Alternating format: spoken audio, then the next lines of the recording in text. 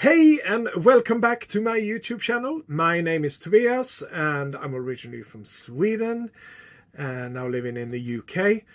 So you will get on this channel a lot of Swinglish and a lot of music talk because that is my big passion in life. I know, how unique, isn't it? Well, here I am, and this is my second episode, and if you haven't seen my first one, I can recommend you go back and listen to that if you're interested, but here's a brief summary of that one. It was about my early years and my first recollection of listening to music and what I was into. It was a lot of musicals and scores, but mainly musicals. I wasn't really in touch with popular music at all. But that is going to change, and that is what I'm going to highlight in this episode. But before I continue, I just want to make a disclaimer. If you think that this is the format I was going to continue with, so the next episode will be 1983 and my memories. No, that's not the case. This is just for the two first episodes because it's good for me as well to just go back and recollect. Oh yeah, I remember that one. I forgot about that one. All of that great stuff. Coming episodes is going to be a mismatch. I'm going to talk about new music. I'm going to talk about old music that I recently discovered, old music that I discovered back then in the days, in the 80s, 90s, whatever. So yeah, it's going to be all of that great stuff, top 10s and all of that. But today we're going to talk about late 81 and 1982. We're not going to go through the whole year, but I'm just going to take some of my selective memories, my fond memories from especially 1982, when I started listening to a lot of the pop shows, like I said.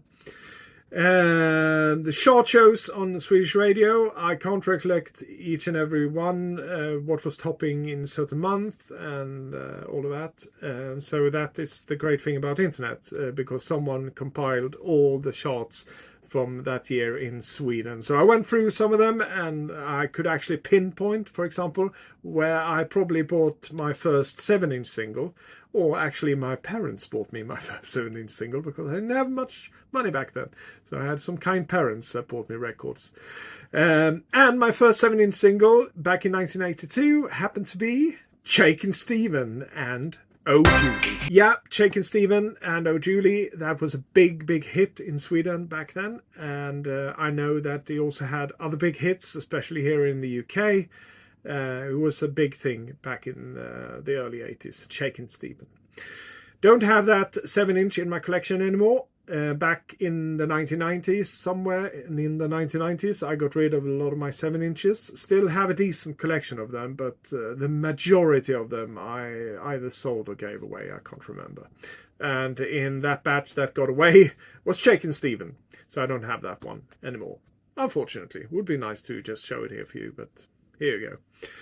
Another great thing that happened in 1982, one of my best friends still is. We talk a lot of music every week. He had an older sister that for a couple of years had been going over to London. I don't remember if she studied or worked there, but she brought home a lot of records from London and a lot of things that we never heard of. So one of the highlights was going in and rummage through those records and make new discoveries. I remember the first time I heard or ever seen Grace Jones was in her record collection, for example. Very interesting stuff. The first time I came in contact with Queen and David Bowie was through that collection as well. But the thing that really stuck out to us was the 7-inch collection.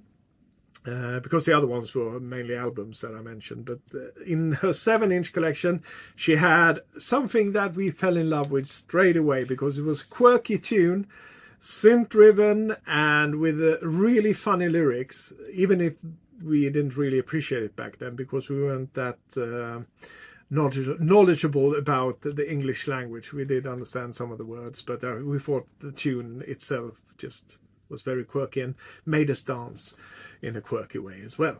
I'm talking about John Louie and You Always Find Me in Kitchen at Parties on the legendary Stiff Records labels from the UK. This one came out in 1980, so it was a couple of years old when we discovered this one. But boy, and boy, what a single. John and Louis, you always find me in kitchen parties. I dare you not to dance while listening to this one. Really good one. Other things she had in her collection was the great Tony Basil. Tony Basil's big single in 1982 was, of course, Mickey.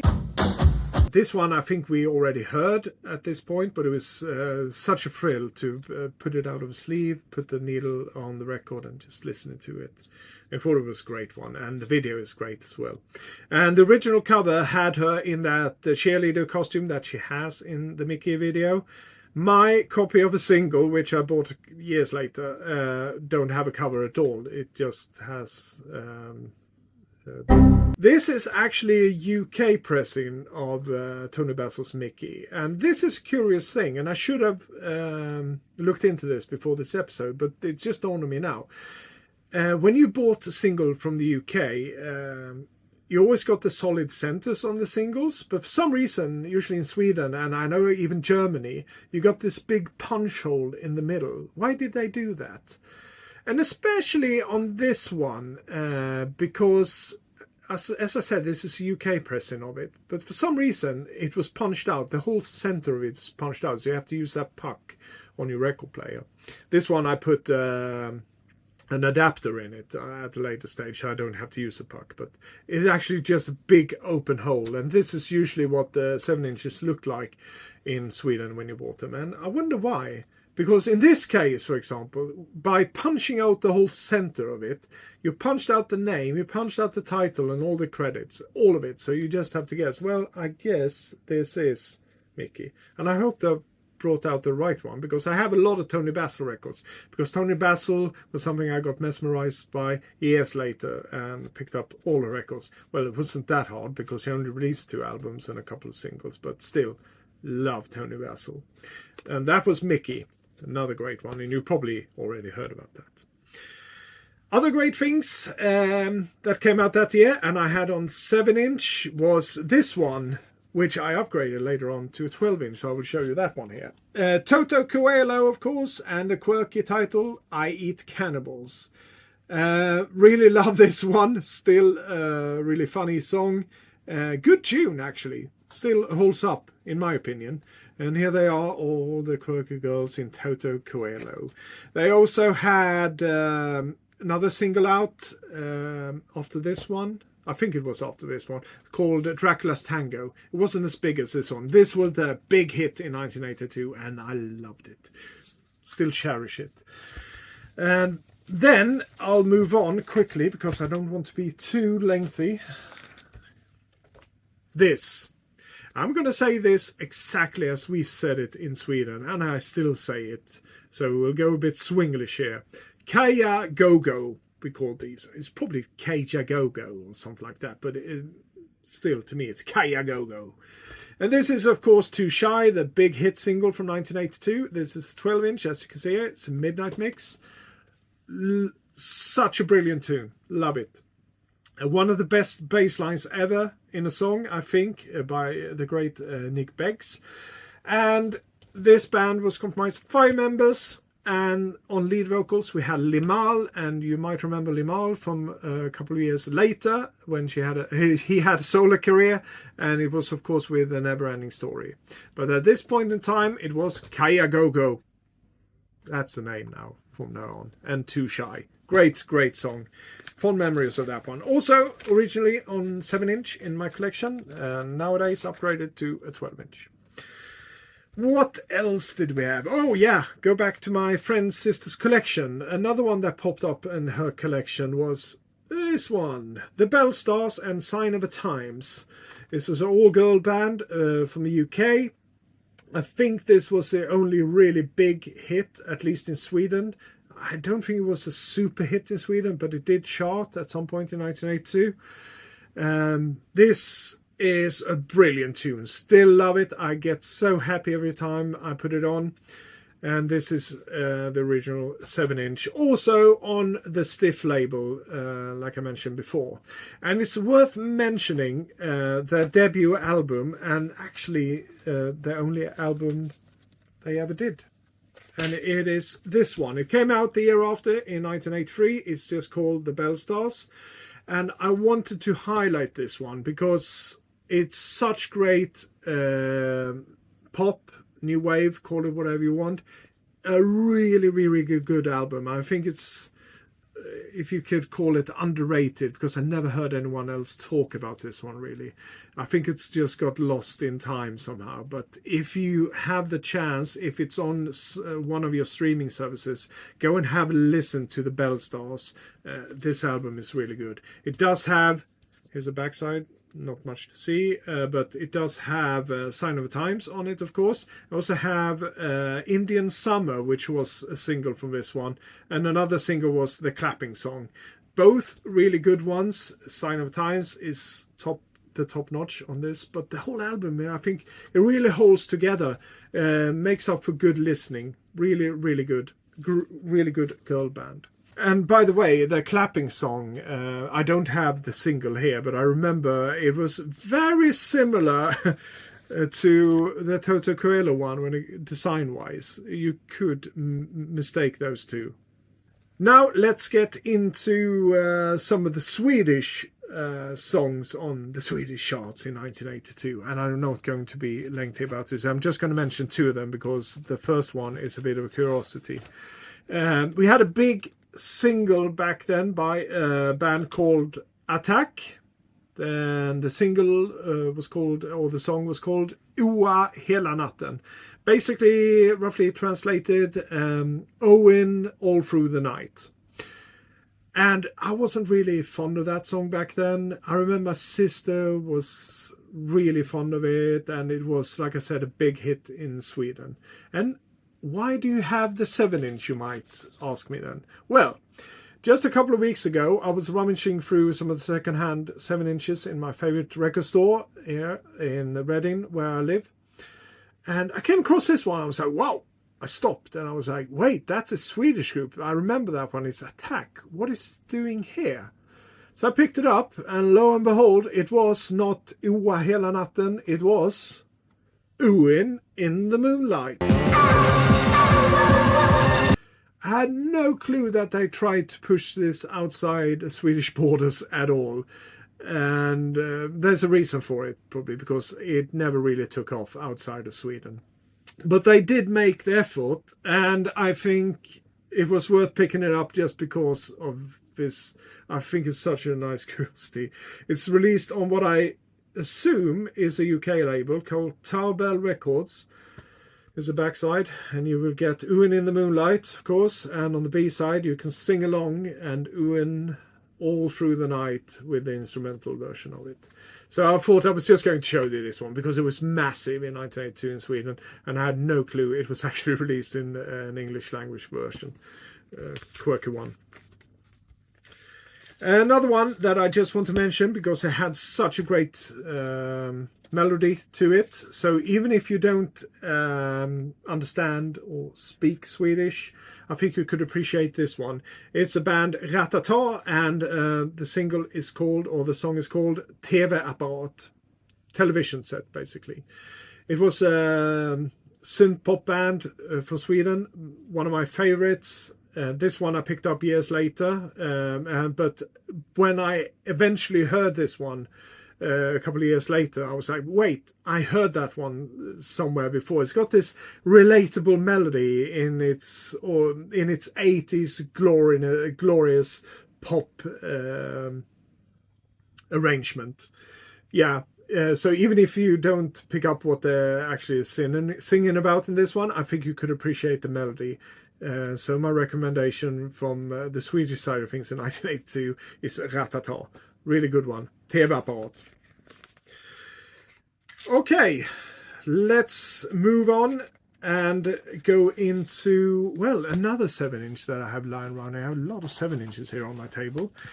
Another big thing from the year before this, in 1981, it started back then. It was a TV series called The Hill Street Blues. No, not The Hill Street Blues. It's just called Hill Street Blues. And of course, it was a big hit all over the world. And it came on Monday nights in Sweden, if my memory serves me right. And we gathered the whole family through in front of a telly, and we watched Hill Street Blues. And the theme tune, I love that one. As you can see, written by Mike Post, the legendary TV composer, I would say, because this is a TV show. And I loved it, so I picked up the single, and I still have it in my possession. Something else that is going to be more of an honorable mention, because this is something I heard way later and got really stuck into, and that is War. This is Pete Wiley's band, War, or they were even called the Mighty War, and this is the 1982 single, The Story of the Blues. Such a brilliant one. I can't give it enough praise. And with this 7-inch, you also get a brilliant B-side. So as you can see here, it's The Story of the Blues, Part 1 and 2. And I think the Part 2 is Talking Blues, or that is the collective name. Because if you were to edit these two together, which we can do now in this digital age, you will get a really long version of talking The Story of the Blues, collectively Talking the Blues. Really good. I just want to show this one because it's such a great record from that year, 1982. Another big thing that came through in 1982, well, I say big, but for me it was big because the year after I was going to discover this band and fall in love with the music, and I'm talking about Bananarama. In 1982 they had a hit single with Funboy Free called It Ain't What You Do, and I think I might have heard it back then, but my memory might deceive me there, because of course in later years I went back and listened to that one as well. But it was a hit in 1982, so let's just stay with that. The year before that, in 1981, they released a debut single. It wasn't high in the charts, but it was called I Am Moana. Not the best one they ever released, but it's a decent one, and it's actually a cover of an older song. But the B-side I thought was even more intriguing. I remember that when picking this one up, and it's called Dubwana, of course. But that's their debut single, Bananarama, and like I said, the year after that, and certainly in 1984, I would fall in love with Banana big time. So we have to have a Bananarama special at some point on this channel. Promise you. Okay, let's speed this up. Another one that we discovered, me and my friend sitting in front of a telly on one of the rare shows on Swedish television that was actually showing some of the videos from the stars back then. One night we sat down and we were blown away by a new band that we never heard of before, and an excellent song called Do You Really Want to Hurt Me? And this is, of course, Culture Club, as you can see. And this is a 12-inch of that particular one. And wow, what a song. At this point, I never really heard of reggae, dub, or anything like that. So to me, this was new. It was something we never really heard before. And the voice of Boy George, it was just, wow. Blew us away. We were soon to discover all about Boy George and the Culture Club, all its members, because they were the big thing of the 1980s. One of them, at least, but they were making it really big back then. So yeah, that's going to represent something else, a really fond memory from 1982 for me. And one of the bigger, the fonder memories for me was discovering another UK band, and that is ABC and their debut album, The Lexicon of Love, which was given to me as a Christmas present that year, actually. I got it quite late. And I remember hearing The Look of Love on radio earlier that year, and fell in love with it. I thought it was such a great one. And to represent The Look of Love, I picked out from my collection this one. It's called a special remix of The Look of Love, and as you can see, it's DJ copy only, something like that. It's not the greatest mix of all. It's not bad. It's decent, and it brought something new to the 12-inch market. It is, of course, produced by Trevor Horn. And Trevor Horn was to at least be part of what was going to happen the year after this when it comes to the 12 inches. No longer we're going to have the 12 inches where you just tapped on some instrumental bit and then the rest of a 12-inch, or the maxi single as we call them, were basically the 7-inch. So they just tacked on a minute or two in the beginning, and that was basically an instrumental, and you got the 7-inch. Trevor Horn was about to change that, and you can hear some of that in this special remix actually of The Look of Love by ABC. Good one. But the album, and to represent it here, I got a CD. This is an upgrade I made not long ago because my old vinyl album was really worn out. I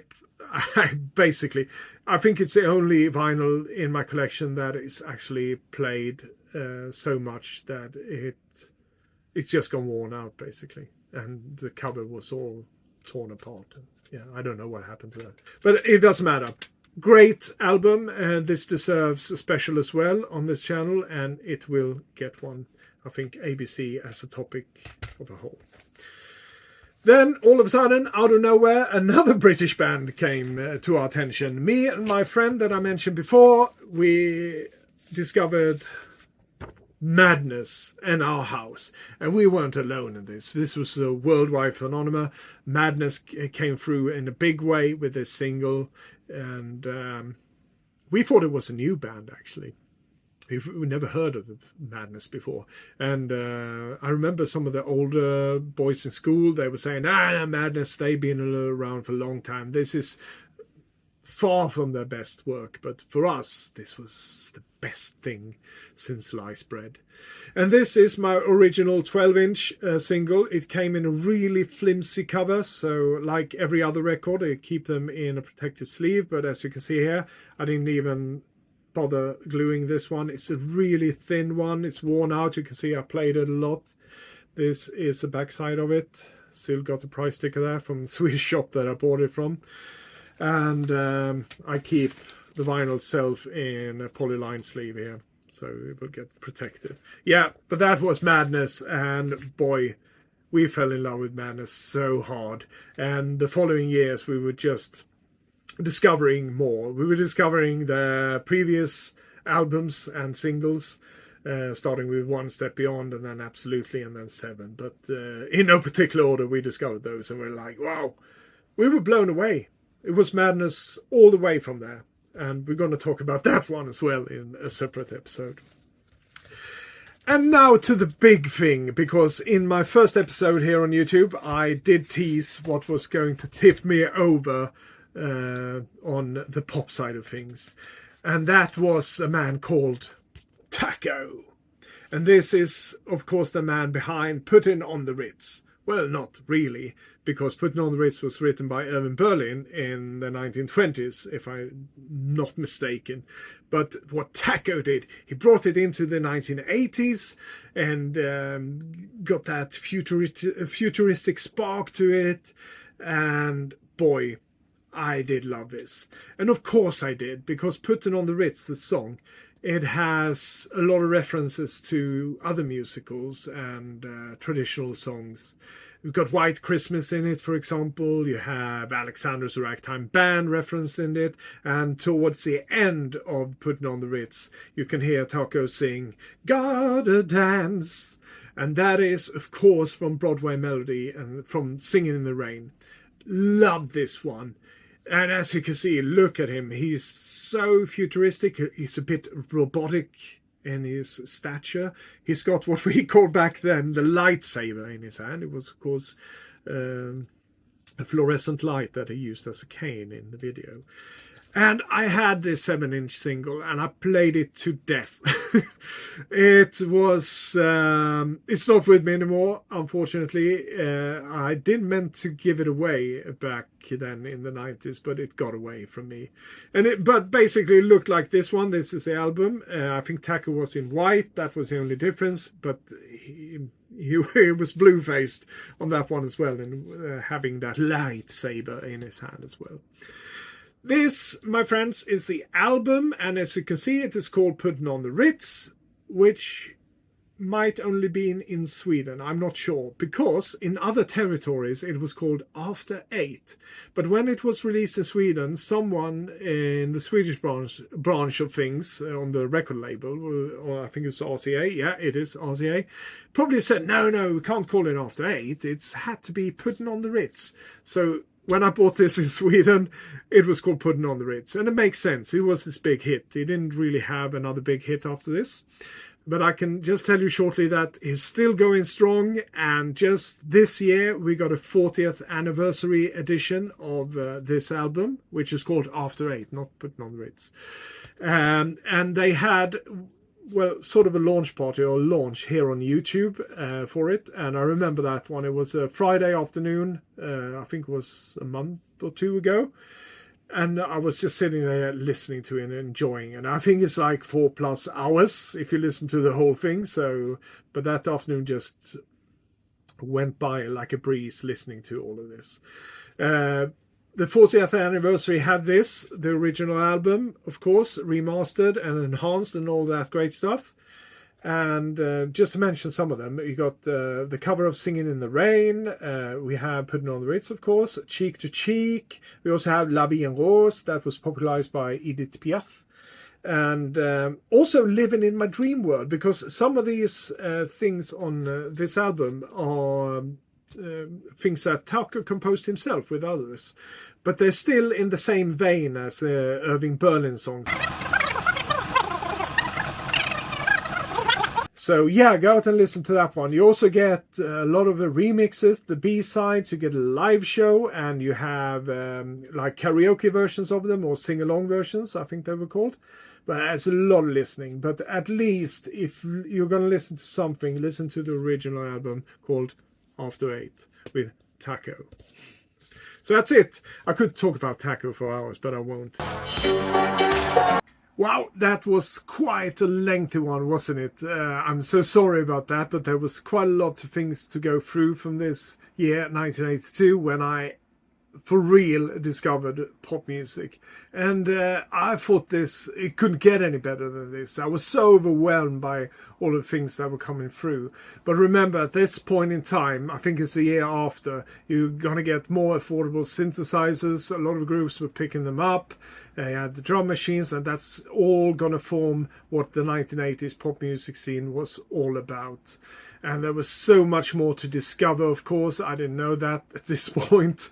A lot of interesting genres that was going to come in my way, like some rock stuff, believe it or not, but a lot of more pop and electronic music's going to play a big deal in my life. But like I said, it's not going to be any sequential things. The next episode is probably going to be me looking back at some of the purchases I did over the summer and yeah, this month actually, because there were some really interesting releases this month of both October and November actually. So I'm going to look back at that. And if you made it this far, I just want to thank you so much for watching and listening. And until next time, folks, take care of yourself and adieu.